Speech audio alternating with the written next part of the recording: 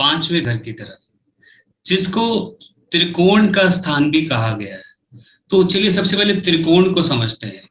कुंडली के अंदर पहला, पांचवा और नौवां जो घर होता है, यानी कि फर्स्ट, फिफ्थ और नाइन्थ हाउस, उसको त्रिकोण स्थान कहा जाता है।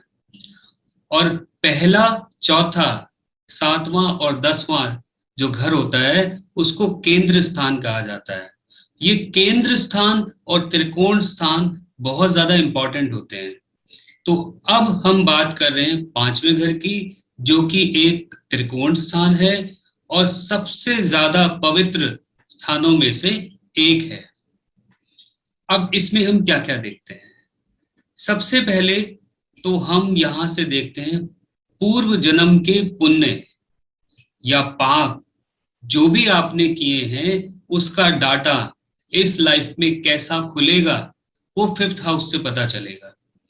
यानी कि फिफ्थ हाउस अगर अच्छा है तो समझ लीजिए कि आपके इस जन्म में पुण्य ज्यादा खुले हैं, तो आपको ज्यादा अच्छे फल मिलेंगे। और अगर फिफ्थ हाउस खराब हो गया तो समझ लीजिए कि आपका पाप का डाटा खुल गया है पिछले जन्म का, तो इस जन्म में तकलीफें थोड़ी ज्यादा हो सकती है। ये तो रहा सबसे पहला पॉइंट फिफ्थ हाउस के लिए। अब फिफ्थ हाउस में और क्या क्या है? फिफ्थ हाउस से हम देखते हैं एजुकेशन, यानी कि शिक्षा, वो भी फर्स्ट से लेकर 12th तक की शिक्षा को।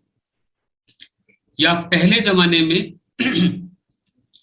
जमाने में लोग गुरुकुल में जाते थे, वहां शिक्षा ग्रहण करते थे, वहीं से पढ़ाई करते थे। तो गुरु के द्वारा जो शिक्षा प्राप्त होती है वो हम फिफ्थ हाउस से ही देखते हैं। तो गुरु की शिक्षा अगर चाहिए तो फिफ्थ हाउस अच्छा होना चाहिए।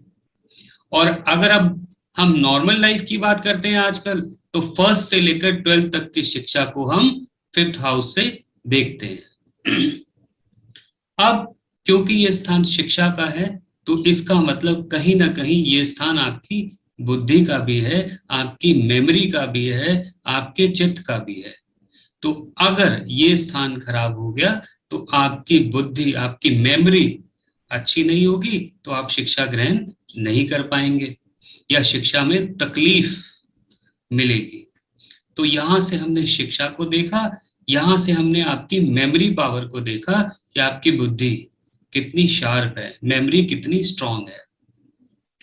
फिर जैसा कि हम शुरू से चलते आ रहे हैं फैमिली मेंबर्स की तरफ, कि थर्ड से हमने छोटा भाई बहन देखा, फोर्थ से हमने मदर को देखा, तो फिफ्थ से हम देखते हैं संतान को, यानी कि आपका जो पहला बच्चा, जो आपकी पहली संतान होगी, वो हम देखते हैं फिफ्थ हाउस से।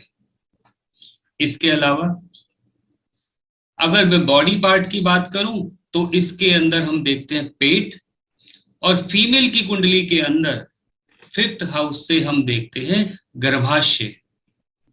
तो अगर फिफ्थ हाउस अच्छा है तो मतलब संतान होगी, और अगर किसी फीमेल की कुंडली में फिफ्थ हाउस में प्रॉब्लम है तो फिर आपने देखा होगा कि वो अबॉर्शन हो जाते हैं, या ये सब जो कहानी चलती है वो सारी की सारी फिफ्थ हाउस से ही रिलेटेड होती है।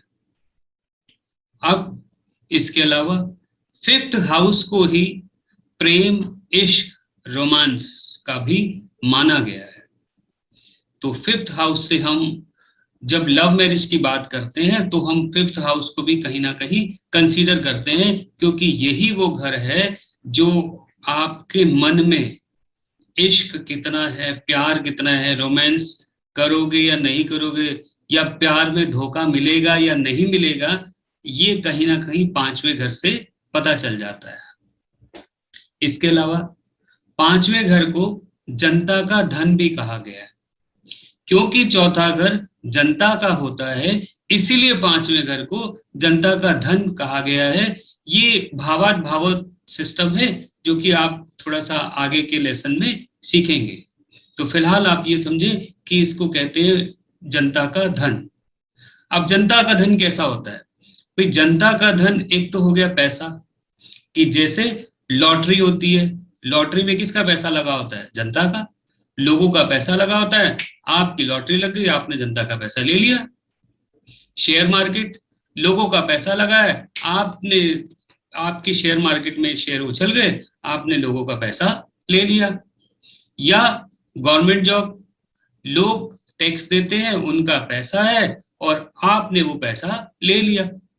तो कहीं ना कहीं ये जनता का पैसा अगर आपको चाहिए तो पांचवा घर अच्छा होना चाहिए। इसके अलावा एंटरटेनमेंट का भी ये पार्ट माना जाता है।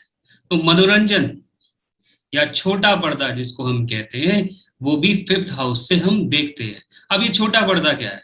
छोटा पर्दा मतलब जैसे टीवी कि आपने देखा वो टीवी सीरियल में कुछ लोग काम करते हैं, है ना, और टीवी में बहुत फेमस होते हैं। तो ये छोटा पर्दा वही है, टीवी से रिलेटेड है कि डेली टेलीसॉप सीरियल की हम बात करें तो उसमें फेमस होना, या मनोरंजन के जो कार्यक्रम है उसके अंदर फेमस होना।